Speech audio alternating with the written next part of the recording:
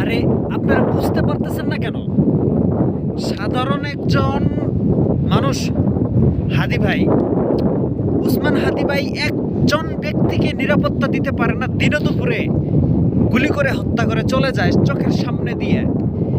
বাংলাদেশের সরকার তুমি বইয়া বইয়া আঙ্গুল চুষো কিছু বলতেই পারতেছ না, শুধুমাত্র দুঃখই প্রকাশ করে যাও। আমি তো দেখতেছি তোমার মাঝে, খালেদা জিয়ার মাঝে আর হাসিনার মাঝে কোনো পার্থক্য নাই। তোমরা তিনজন এক নয়ের মাঝেই আমার কাছে লাগতেছে। একজন অপরাধ করবো, আরেকজনে খালি প্রতিশোধ নেওয়ার মাঝে থাকবো। কিন্তু দেশের মধ্যে যে কি হইতেছে না হইতেছে ওই দিকে খোঁজ খবর নেওয়ার মতো তোমাদের সময় নাই। তোমাদের সময় কোনো সময় হইতো না। একজন আরেকজনের খুন করবো, একজন আরেকজনের কাছে র্যাক করবো, মানে নানান অপরাধে লিপ্ত থাকবো মানুষ, জনগণ। ওইদিকে তোমার কোনো দান্দা থাকবো না। তোমার দান্দা থাকবো একটাই, কি জানো? তোমার দান্দা একটাই, অমুক সরকার আমার সঙ্গে এই বেয়াদবি করছে, আমি তার এই বিচার করব। এখন আমার বিচার করার সময়।